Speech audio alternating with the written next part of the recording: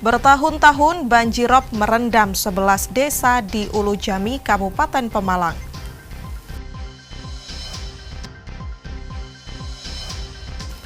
Keuntungan pedagang ketoprak tergerus kenaikan harga beras.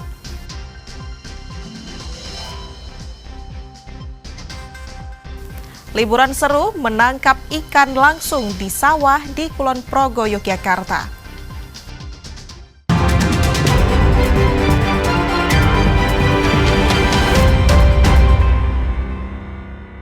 Saudara, apa kabar Anda hari ini? Selain 3 informasi tadi, sejumlah informasi menarik lainnya akan kami hadirkan untuk melengkapi Kompas Jateng hari ini.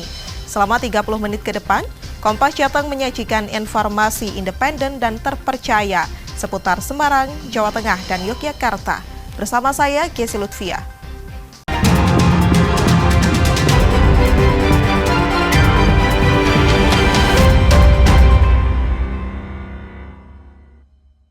Mengawali Kompas Jateng pagi di Saudara, video viral yang dinarasikan oknum polisi menghalangi saksi Polrestabes Semarang lakukan klarifikasi dan akan telusuri akun media sosial yang menyebarkan informasi tersebut. Pasalnya, dari hasil penyelidikan, seseorang yang terlibat di video tersebut tidak ada anggota polisi yang melakukan penghalangan atau intimidasi.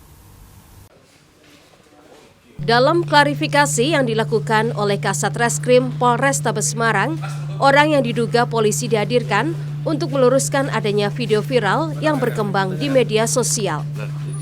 Karena orang tersebut bukan anggota polisi, melainkan tim dari kuasa hukum terdakwa Robik Zainuddin yang akan mengantar saksi mengikuti persidangan. Kita melakukan serangkaian penyelidikan, kita lakukan klarifikasi. Ya, pada hari ini kita lakukan klarifikasi terhadap yang ada di dalam video tersebut yang menggunakan baju hitam, yaitu saudara Muhammad Kabib Latif, ya, umur 37 tahun, kelahiran dari Demak. Setelah kita lakukan klarifikasi, yang bersangkutan bukan anggota Polri, ya, bukan anggota Polri, dan yang bersangkutan merupakan staf dari lawyernya saudara Robi. Ya. Nah, kita akan mendalami lagi terkait dengan peristiwanya seperti apa, dan tentunya kita akan mendalami juga kenapa berita-berita yang menyudutkan ini yang istilahnya tidak sesuai dengan fakta yang ada, bahwa ini bukan anggota polisi tapi tersebar seperti itu. Sementara itu, kuasa hukum terdakwa Robik Zainuddin bilang orang yang membawa saksi anak di bawah umur yang terlibat percekcokan di depan kantor Pengadilan Negeri Semarang adalah anggota tim kuasa hukumnya. Dan adanya narasi intimidasi ataupun penghadangan untuk tidak boleh mengikuti persidangan, kuasa hukum membantah narasi video tersebut dengan alasan pihaknya yang menghadirkan saksi kunci untuk persidangan kasus penembakan. Saksi anak yang kemarin hadir itu atas permintaan dari penasihat hukum Robik Zainuddin atau kami, karena kami diizinkan oleh jaksa penuntut umum dan kami mohonkan di persidangan. Kami tahu saksi anak ini harus dijaga dan tidak langsung dimasukkan di pengadilan, karena anak ini kan harus dijaga. Nah,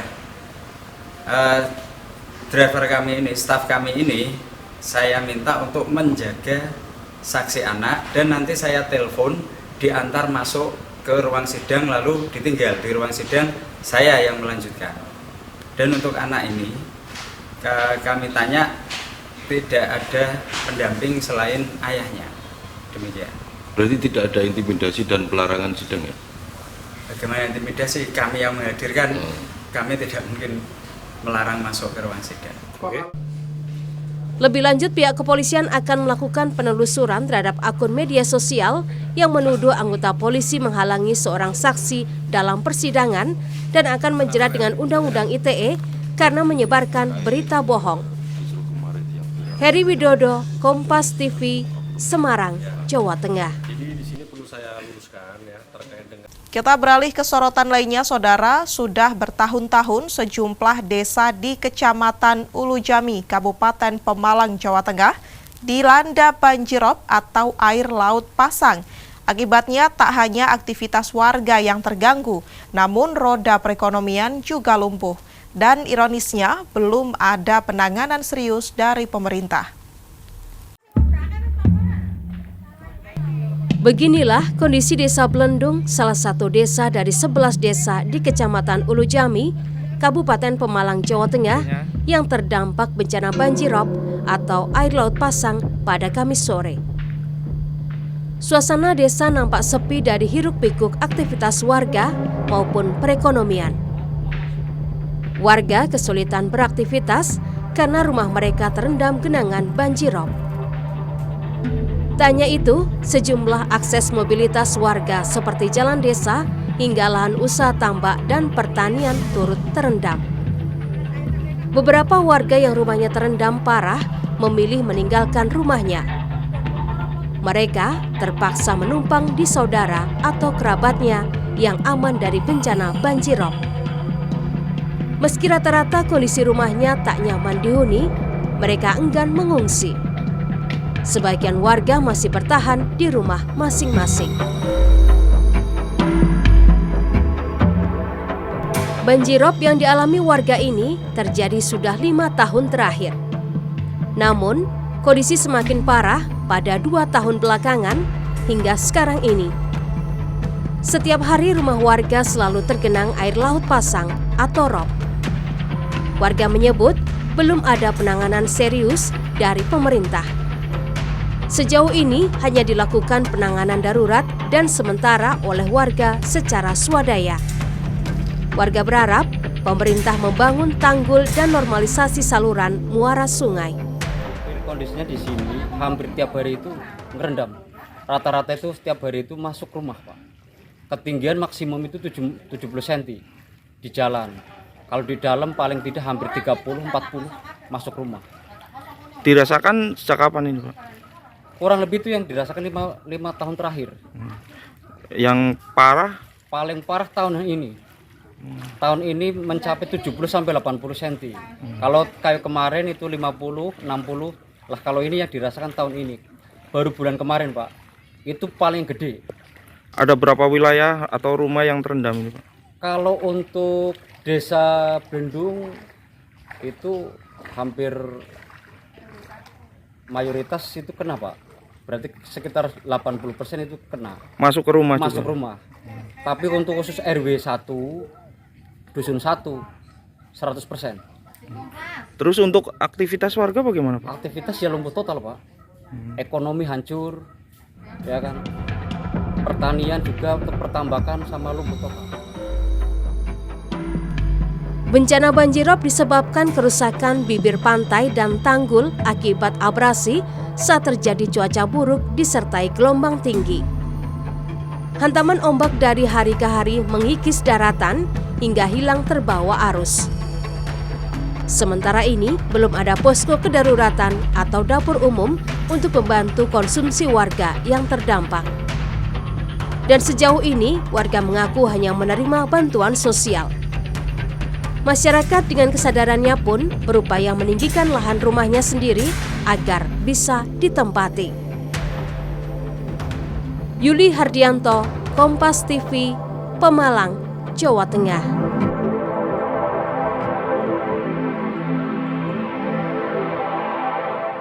Sementara itu, Saudara, terkait penanganan banjir dan rop yang terjadi di pantai utara Jawa Tengah, Gubernur Jawa Tengah Ahmad Lutfi meminta Dewan Perwakilan Daerah atau DPD RI untuk mengawal aspirasi masyarakat tersebut. Lutfi menekankan pentingnya percepatan pembangunan Giant Sea Wall atau tanggul laut sebagai solusi permanen atas bencana rop yang melanda sejumlah wilayah. Banjir dan rop yang kerap terjadi di wilayah pantai utara Jawa Tengah menjadi bahan pembicaraan saat rapat kerja antara Gubernur Jawa Tengah Ahmad Lutfi dan Komite 2 DPD RI di Kompleks Kantor Gubernur Jawa Tengah Kamis 3 Juli kemarin. Menurut Lutfi, rop di pantai utara Jawa Tengah sudah diambang batas sehingga perlu mendapat perhatian serius. Oleh karena itu, Lutfi meminta DPD RI untuk mengawal percepatan Giant Sea Wall yang menjadi aspirasi masyarakat pesisir.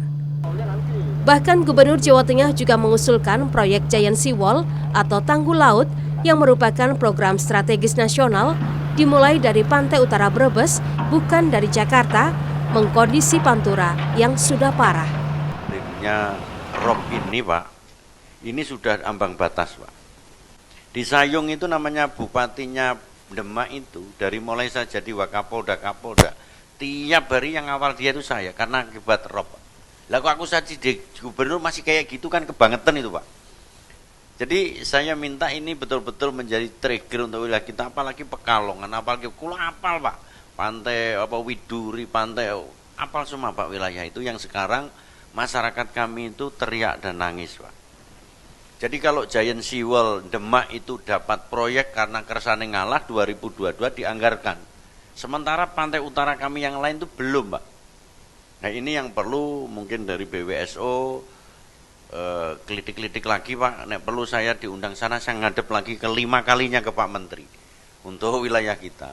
Sekali lagi kami dikawal Pak, kami dikawal betul. Kalau perlu, kalau kebijakan Bapak Presiden, kalau diizinkan, Giant Seawall-nya berangkatnya jangan dari Jakarta Pak, dari Brebes sampai ke wilayah di tempat kita Pak. Sementara itu, Ketua Komite 2 DPD RI Abdul Khalik menyatakan siap untuk mengawal aspirasi daerah dan menjadikan penanganan rob sebagai isu prioritas nasional. Hari ini hadir bersama para senator dan mengundang instansi pusat untuk membahas persoalan Jawa Tengah kaitan dengan perumahan dan pemukiman, tapi agak spesifik masuk juga ke korban banjir rob. Karena itu tadi banyak sekali usulan solusi, intinya kami ingin fokus juga solusi-solusi rob yang secara nasional kebijakannya kita akan kawal, mulai Giant Seawall, kemudian kolam retensi, kemudian program-program lain kita akan kawal. Sekaligus juga saat ini pemerintah Provinsi Jawa Tengah telah melakukan berbagai langkah penanganan dampak rob di Demak dan sekitarnya, seperti pembagian pompa air, program rumah apung, pemeriksaan kesehatan gratis, serta bantuan pendidikan. Tim Liputan Kompas TV, Semarang, Jawa Tengah. Keuntungan pedagang ketoprak tergerus kenaikan harga beras. Nantikan informasinya usai jeda pariwara berikut ini.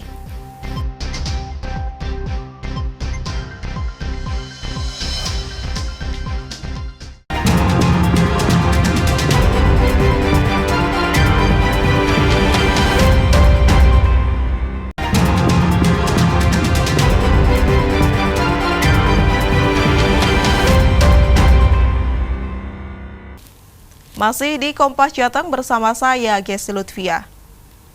Harga komoditi kebutuhan pokok seperti cabai rawit merah beberapa hari terakhir mengalami kenaikan hingga menembus Rp65.000 per kilogram. Sempat turun di harga Rp50.000 per kilogram selama sepekan, kini harga cabai rawit merah kembali naik menjadi Rp65.000 per kilogram. Untuk menyiasati tidak stabilnya harga cabai rawit merah, salah satu pedagang cabai di pasar tradisional Peterongan, Kota Semarang, memilih mengurangi stok. Selain itu, pedagang juga membatasi minimal pembelian Rp5.000. 65. 1 kilo 65 ya Bu ya? Itu berarti turun? Naik dikit, kemarin turun sekarang naik lagi. Oh. Ya kemarin 50, sekarang 65 lagi. Yang sebelumnya itu lagi Bu? Sebelumnya, turunnya baru berapa hari gitu Kak. Sekarang udah naik lagi. Berarti awalnya berapa Bu? 80 Bu? 80, 70 kemarin. Terus menyiasatinya gimana Bu? Kan ini kan harganya mahal lagi, nah ada minimal pembelian nggak? Ya belinya ada 5.000. 5.000 kalau campur tak kasih ini kan bisa 50 kurang. Jadi 5.000 tak kasih 1 on. Ini dikit, ini yang banyak itu 1 on. Harga cabai yang tidak stabil membuat pedagang bingung. Pedagang juga tidak tahu pasti apa penyebab kenaikan harga cabai yang tiba-tiba terjadi. Febriana Mila, Kompas TV, Semarang, Jawa Tengah. Sementara itu, Saudara, kenaikan harga beras membuat pelaku usaha mikro, kecil, dan menengah, terutama yang bergerak di bidang kuliner kesulitan.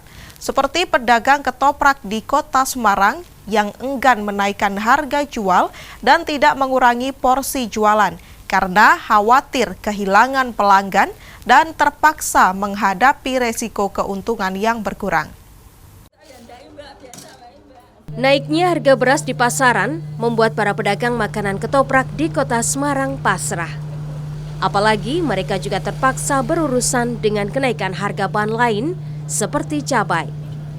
Kenaikan harga biaya produksi yang belum bisa serta-merta diikuti kenaikan harga jual makanan ataupun mengurangi porsi membuat keuntungan mereka pun berkurang. Ya, pemirsa Kompas, harga bahan pokok beras di 2 bulan terakhir ini mengalami peningkatan yang cukup signifikan di beberapa wilayah di Indonesia, tidak terkecuali di Kota Semarang.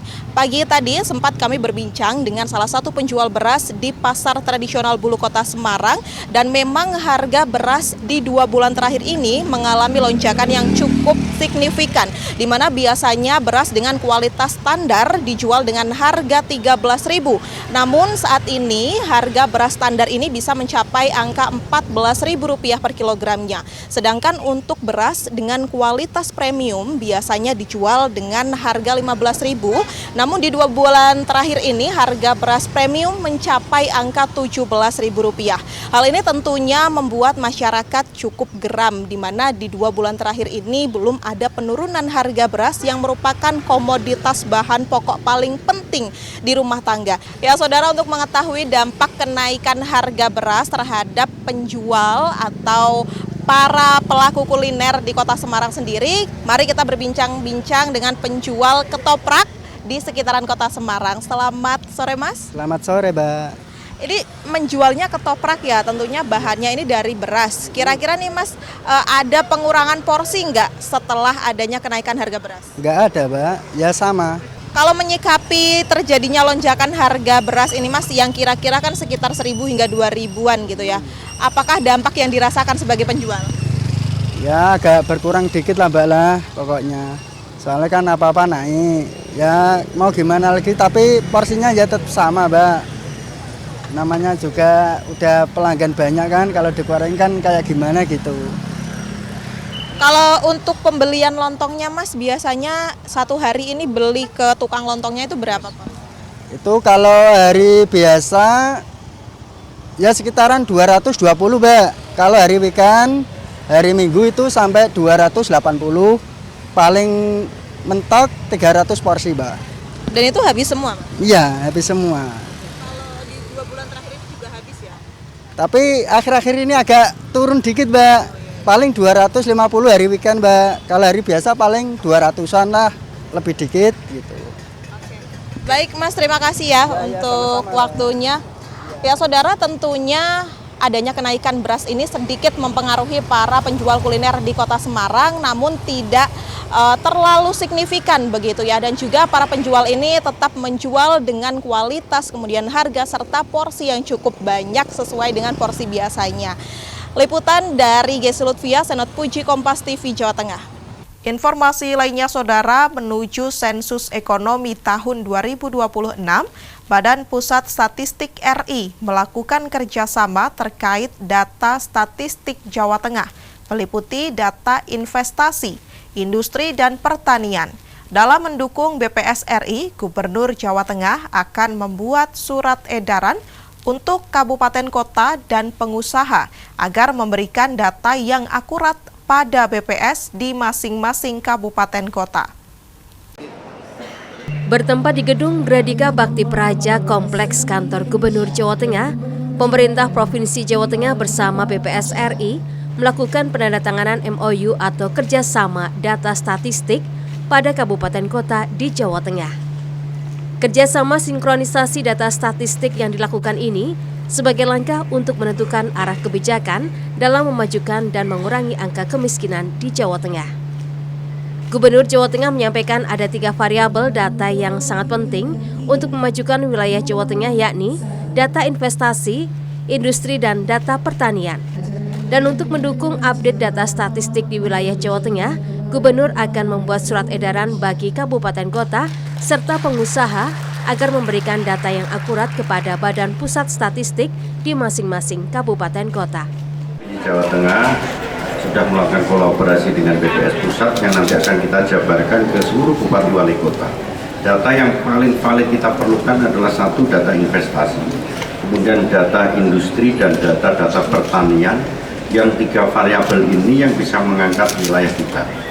Dalam rangka inilah maka hari ini kita lakukan MOU.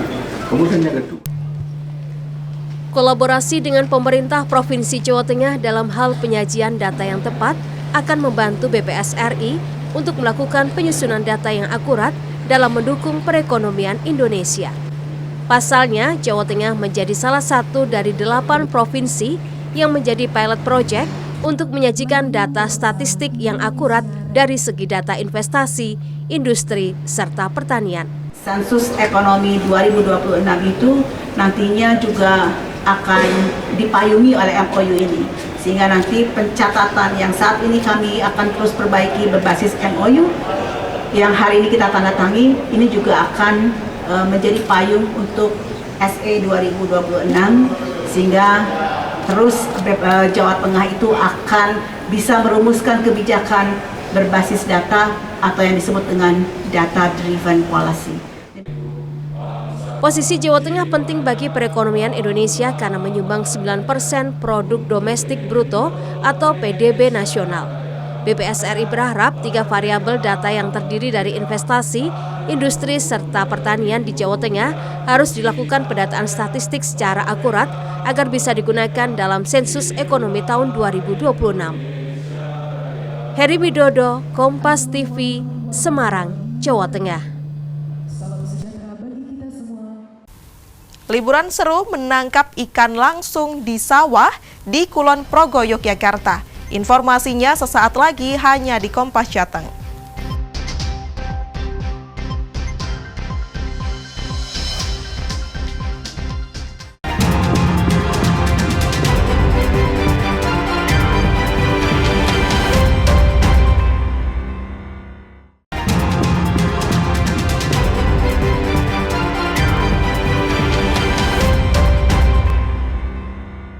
Terima kasih Anda masih di Kompas Jateng bersama saya, Gesi Lutfia.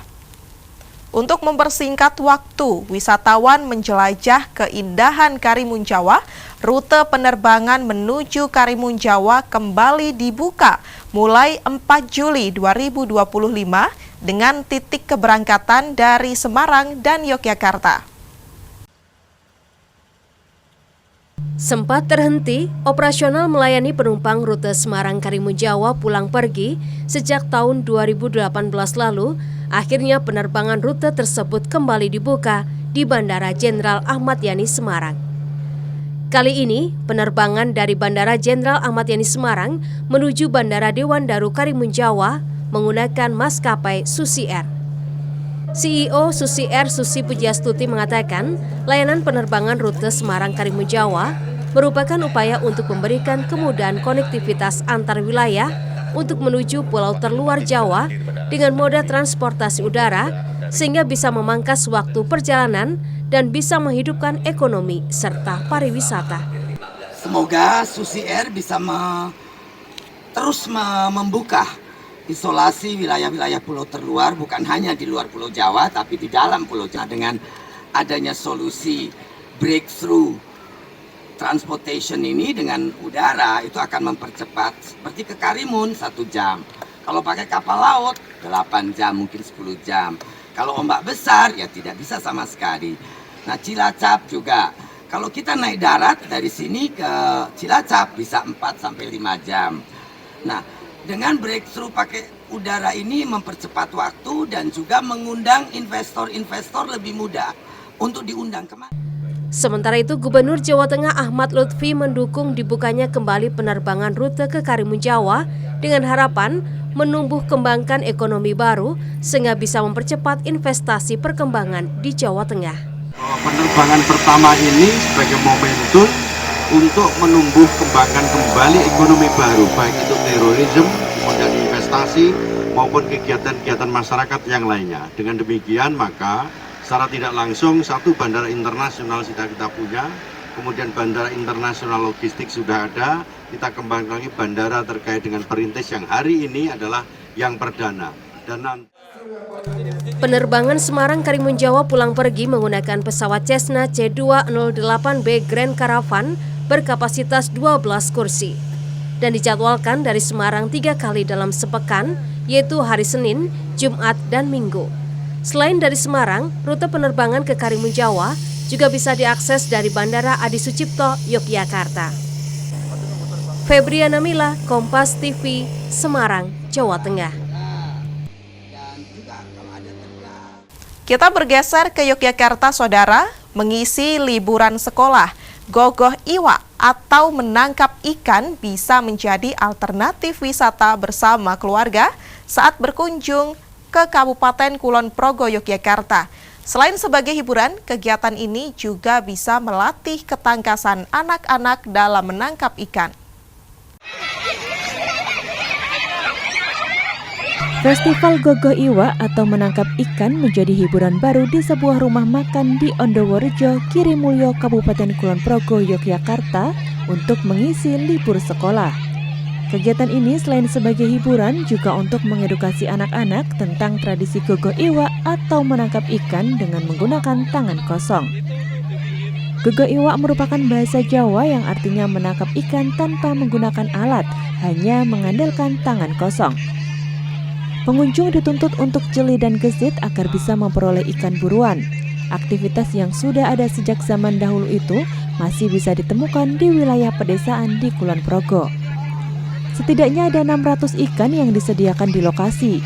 Meski harus berlumpur-lumpuran, namun tak menyurutkan para peserta agar bisa menaklukkan ikan dengan tangan kosong. Ide ini muncul karena anak-anak saat ini sudah melupakan permainan tradisional dan selalu berkutat dengan telepon genggam. Dengan Gogoh Iwak ini sekaligus memperkenalkan kepada anak-anak tentang keindahan alam di kawasan Menoreh, Kulon Progo. Karena kita mengingat bahwasanya anak-anak sekarang itu kan semuanya lebih ke gadget ya. Mumpung lagi liburan sekolah, kita bikin event ini supaya anak-anak bisa bersatu lagi sama alam, berinteraksi lagi sama alam, supaya mereka bisa bermain lumpur-lumpuran lagi. Iya. Dapat berapa tadi? 11. 11. Sulit nggak? Sulit. Ini sudah sering ikut kayak gini? Sudah. Datang sama siapa? Ibu, ayah. Senang ikut kayak gini? Senang. Kegiatan Gogoh Iwak ini sendiri terbuka untuk umum dan tidak dipungut biaya alias gratis. Hasil tangkapan para peserta boleh dibawa pulang, dengan syarat pengunjung wajib makan di kedai sebelum mengikuti gogoh ikan. Ahmadi, Kompas TV, Kulon Progo, Yogyakarta. Informasi tadi sekaligus mengakhiri Kompas Jateng hari ini. Saya, Yesi Lutfia, mewakili kerabat kerja yang bertugas, mengucapkan terima kasih atas perhatian Anda. Selamat mengikuti acara kami selanjutnya, Kompas TV Independen Terpercaya. Sampai jumpa.